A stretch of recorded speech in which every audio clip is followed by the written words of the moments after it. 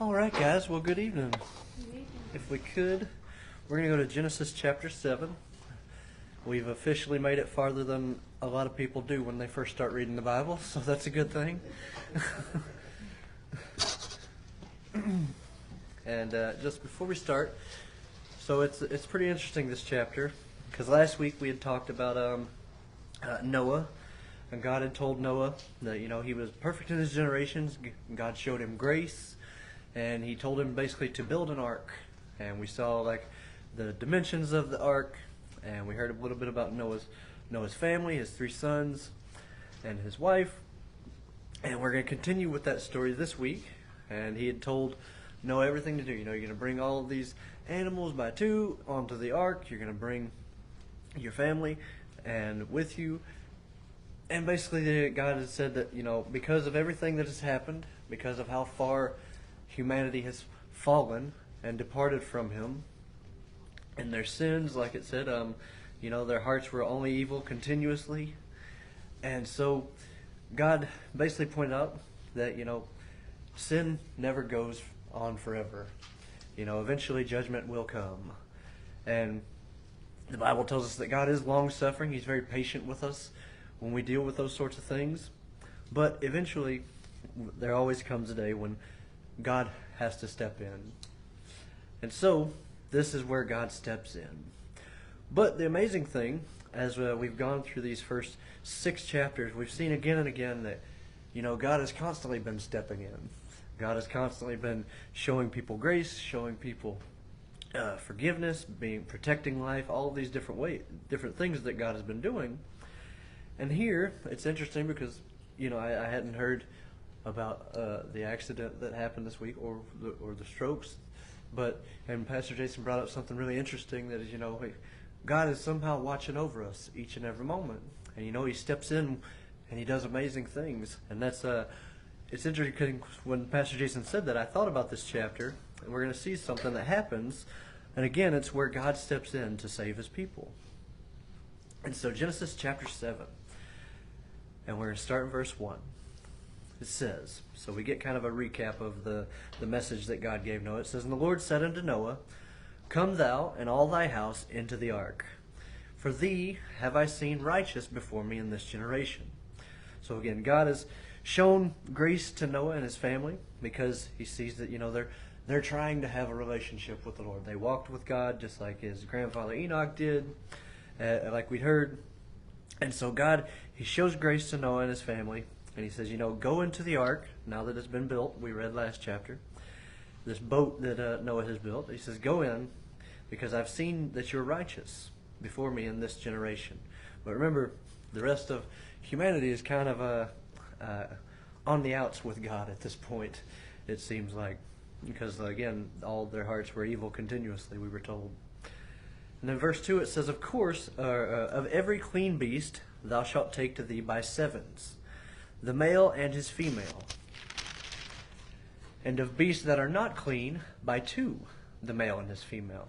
So this is interesting, because so often we think, Noah, he takes 2 of every animal.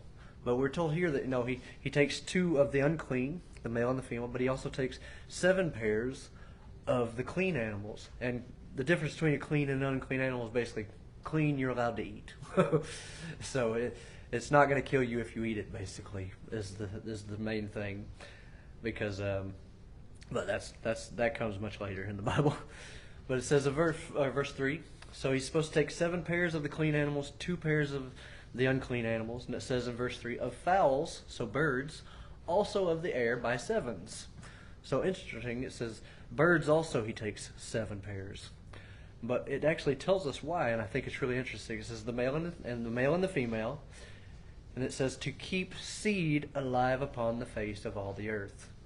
So that is really interesting, because so you have the 7 pairs of the clean animals, the 1 pair of the unclean animals, and then 7 pairs of birds as well. And it's really interesting, because why did God tell Him to do this? He says so that seed can remain alive upon the face of all the earth. And I think sometimes we forget that birds are so important to nature. It's like they spread the flower seeds, flowers spring up, and literally Like that's where we get our oxygen, all those sorts of things. It's like they play a super important part of the ecosystem. And so, but what I love about verse 3 is that not only does it show, like, kind of speak to the things we see, like the natural world around us and how ecosystems and things like that work, but also it points out that God has a plan beyond this. You know, if God is flooding the earth, and he told us that all life on earth was basically going to be removed except for what is in the ark. And so he preserves this life upon the ark, but then, well, why is he saving seed alive on the face of the earth if he doesn't have a plan going forward? And again, this goes back to my favorite thing whenever I read Scripture is to not just look at what's happening, but also try to see, like, what is God doing? Because this book is really all about what God is doing and his relationship with us as humanity and all those different things. And so sometimes it's not easy to see what God is doing in these stories. And so one of my favorite things is always try to look and see, well, why would God do this? Or what is God doing here? And so I like that, again, because, again, you see, like, you get this little hint that God has a plan on the other side of this flood. And so he says in verse 4, "For yet 7 days, and I will cause it to rain upon the earth 40 days and 40 nights. And every living substance that I have made will I destroy from off the face of the earth." And Noah did according unto all that the Lord commanded him. And again, we see Noah being obedient to what God has told him. He, just as he was in order to build the ark in the first place, God says, hey, go build this ark. Noah went out, he did it. He told him about the coming flood that was going to happen. And now he says, all right, Noah, you got 7 days. He says 7 days, he's going to start the rains, basically. And the rain's going to continue 40 days and 40 nights, and all life outside of the ark will be destroyed from the face of the earth. And again, like I said, Noah's obedient. He listens to God. He obeys him. In verse 6 it says, "And Noah was 600 years old when the flood of the waters was upon the earth." So this is Noah's 600 year. And it says in verse 7, "And Noah went in, and his sons, and his wife, and his sons' wives with them, into the ark because of the waters of the flood." So he tells them to go into the ark because the flood's coming in 7 days. They go in, and he takes his wife, his 3 sons, and their 3 wives. And it says in verse 8, "Of clean beasts and of beasts that are not clean, and of fowls and of everything that creepeth upon the earth, there went in 2 and 2 unto Noah into the ark, the male and the female, as God commanded Noah."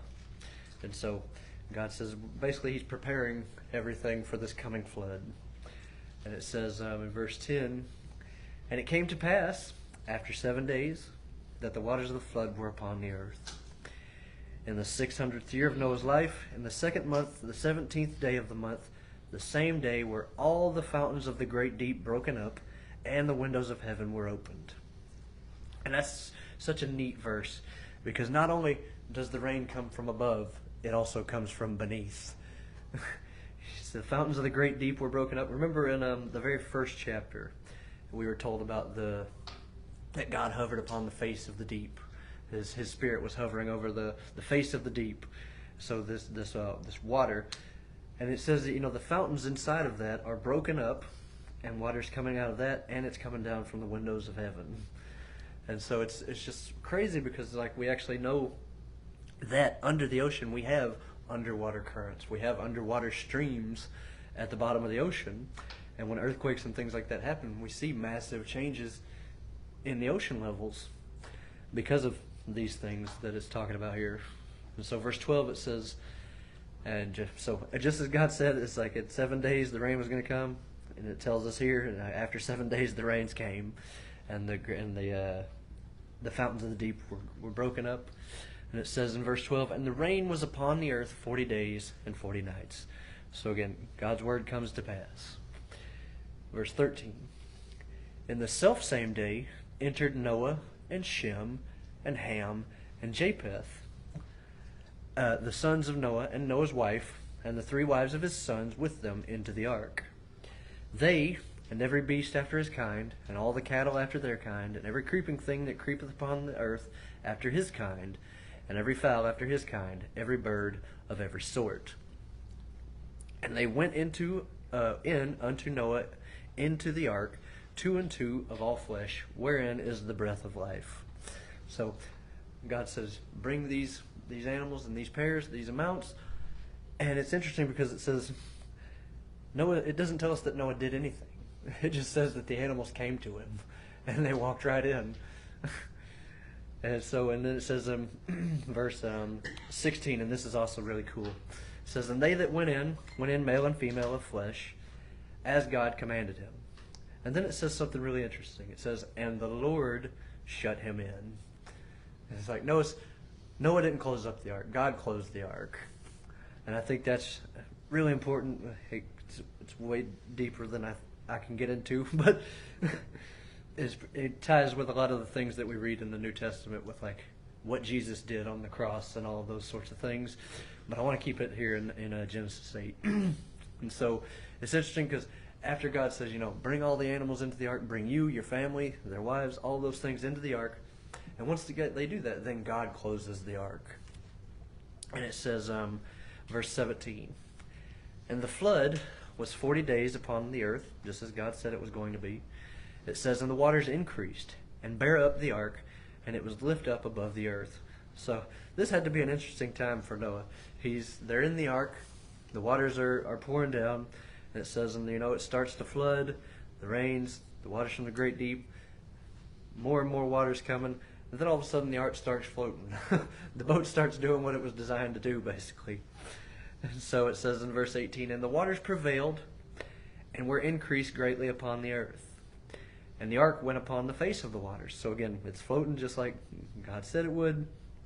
It says, and the waters prevailed exceedingly upon the earth. So I always think it's funny because in 18 it's like, and the waters, they were increasing. And then in 19 it's like, they were increasing greatly. So it's kind of trying to get us to realize how monumental this what we're reading is actually occurring here, how monumental this is. And then it's really interesting because so in verse 19 it says, and the waters prevailed exceedingly upon the earth, and all the hills that were under the whole heaven were covered. So all the hills are covered. But then it says another interesting thing in verse 20. It says, 15 cubits upward did the waters prevail, and the mountains were covered. So it's interesting because we talked a little bit last week about what a cubit was. It's about a foot and a half roughly. So this is about 23 feet, and then it says that the mountains were covered by 23 feet of water. That's a lot of water, guys. And that's only to be expected after 40 days and 40 nights of rain, I guess. But 21 it says, and again, just as God said would happen, it says, and all flesh died that moved upon the earth, both of fowl and of cattle and of beast, and of every creeping thing that creepeth upon the earth, and every man, all in whose nostrils was the breath of life, of all that was in the dry land died. So again, he's covered the land with water. He's wiped out the evil that was continuous. He saved Noah because he was righteous before him and his family. He showed him grace. And then it says, verse 23, and every living substance was destroyed which was upon the face of the ground, both man and cattle, and the creeping things and the fowl of the heaven. And they were destroyed from the earth. And Noah only remained alive, and they that were with him in the ark. And the waters prevailed upon the earth 150 days. So it's been 40, and now we have another 150. So the rains, they came for 40 days and 40 nights, and now the waters stay for another 150 days at least. So it's crazy because so often we think of this as a very quick thing that happens pretty quickly. Especially as we read it, it seems like it goes by really quick. But when you pay attention, you realize, like, no, this is like half a year of rain and flood. And so just imagine what that must have been like for Noah and his family. It's like, God says, go in the ark. Things are about to go down, guys, basically.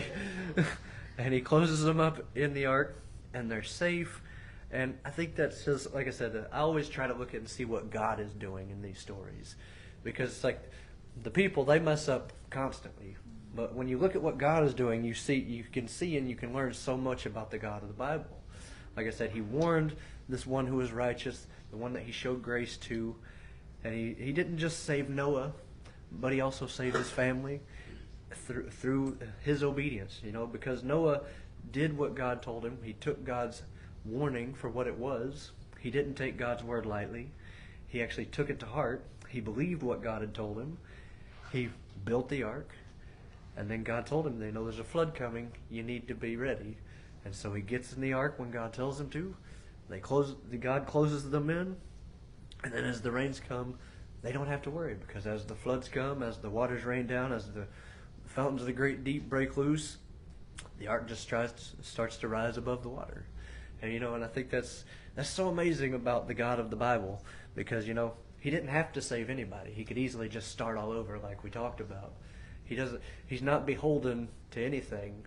He can do whatever he wants to, but he's not willing to throw everything away. We said it last week. He basically does a factory reset on creation, like you would an iPhone or a phone. It's like he doesn't get rid of everything. He just wants to get it back to the way it was designed. And so he takes, and like I said, you see these inklings that God has a plan through this, because, well, why did he bring the birds? Because eventually we're going to need to start growing again, just as originally, be fruitful and multiply. I put the seeds in the fruit so that they'll grow, they'll multiply, they'll spread, just as with humans, he put them in the garden so they would be fruitful, multiply, take care of the creation that he had created. And here, God says, I'm just not willing to throw it all away. I'm not going to give up on everything. And that's so amazing, because, I know before I became a Christian, I realized, God could have gave up on me at any point in time, but he didn't. It's like, no matter how many times I messed up, when I came to him, he was right there waiting. It's like, and so often I think this is such a great reminder of that, because again, just as back in Genesis 3 with the fall, there was that little glimmer of hope that, eventually there's going to be something, there's going to be a seed, a descendant that comes that's going to fix what the serpent has caused. And here again, we see, as we follow through these main characters, we see again and again, God says, no, we're not starting from scratch. We're going to keep going, because I think it's pretty amazing, because the word you would use is faithfulness. God is faithful to what He's created. Whether it's faithful to Him or not, it's a different story, but He's always faithful to what He's created. And that's really, like I said, the amazing thing about this chapter is you get these little hints that, even though judgment has come, there's still a plan on the other side, and there's something still to come. And so, like I said, when you pay attention to what God's doing, it's pretty amazing. Even though it seems like it's just a story, when you pay attention to those little hints that it lays in there, you start realizing, oh, we're still looking for that future that God promised, and I think that's pretty amazing. Sure. All right. Good job, Tom. Yeah. So just a few things, and then we'll open it up. But I wanted us to note here, because if we overlook this, if we overlook the significance here, again, flip back on your to Genesis chapter 6, verse 13. Look at this. John mentioned this, but remember, this is why this happened. Genesis 6:13. And God said unto Noah, the end of all flesh is come before me, for the earth is filled with violence through them, and behold, I will destroy them with the earth. So see, he's saying the people, they're just violent people, and they're murderous, violent people. So now he says, I will destroy them with the earth, meaning everything as creation as we know it is going to be just completely just overhauled, and all the people are going to perish with it. And then now flip to Genesis 7, what we just read today, 7:21. It says, after the flood, it says, and all flesh died that moved upon the earth. So everything that was left, that wasn't in the ark, everything perished. We spoke about this last week, which is, again, the significance of what is all of that vegetation and flesh and microorganisms. When it decays, it turns into what we call oil. And so we're digging and drilling for oil. Just so happens that a lot of oil's in the Middle East. But it just so happens here that it says, and all flesh that moved upon the earth, both of fowl and of cattle and of beast, and of every creeping thing that creepeth upon the earth, and what? Every man. Every man. So everybody is gone. All right? So basically, this is just a complete overhaul. And also one other thing I wanted to mention too. Whenever John says, whenever John was reading verse 2 of chapter 7, and of every clean beast thou shalt make to thee by sevens, the male and female. So now we're saying the clean animals, which is the clean animals like what we would consider eventually later on. The writer here knows that you're going to read later on because he's writing from Moses' perspective. So Moses' perspective, which is after the law was given, we know and can distinguish what these clean and unclean animals are. The unclean ones are the food that we know that if we eat raw, we're going to get sick. Chicken, turkey, pork. So those type of animals are considered unclean, whereas the clean ones are, your beef and your lamb and those type of those are the. So now we're taking it says 7 pairs. Some other Bible versions may say 7 pairs. The original Hebrew is like 7-7, meaning 7 and 7, a male and female. So we're talking like it could be up to 14 of the cows, 14 of the lambs. So therefore, why? Because eventually those clean animals, we're going to get that not next week, the next one, those clean animals, God institutes an animal sacrifice. So let's just say off the top, we're talking when they stop, they sacrifice these animals to the Lord, but also they use these clean animals so that they can eat.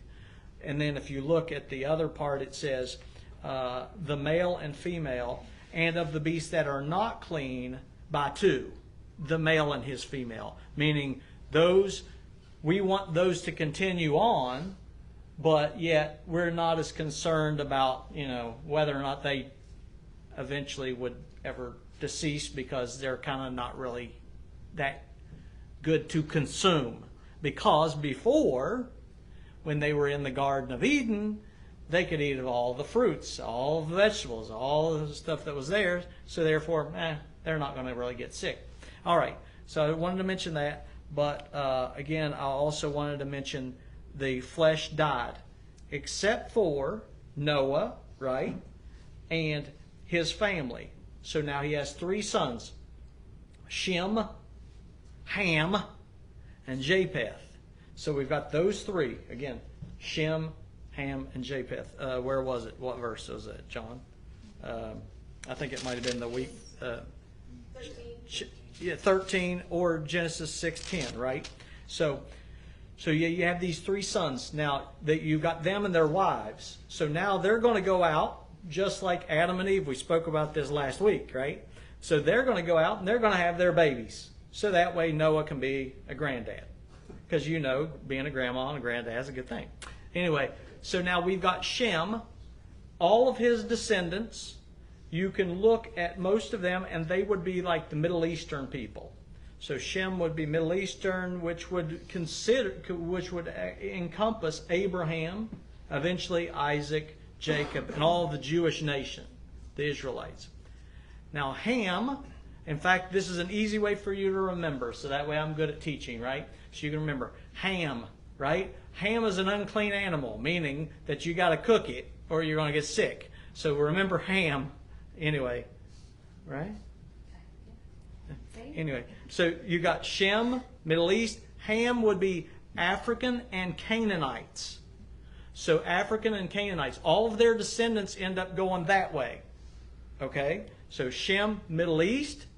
Then Japheth, Middle East, and then eventually Far East. Then you got Japheth, which would be European, from Turkey all the way west. So therefore, we can thank our descendant Japheth as for our kind of ethnicity, and He's from Turkey. You guys look like a bunch of turkeys to me. Come on, you got to admit that. All right. Okay, all right. But anyway, so therefore, now that's why right now, if you would look at all of us and you see the three main ethnicities would be, African, Middle East, Asia, and European. So there you go. So this is you can kind of backtrack and find out where your ancestors were. All right. So what do we have? You're like, John was such a thorough teacher. We don't have any questions at all.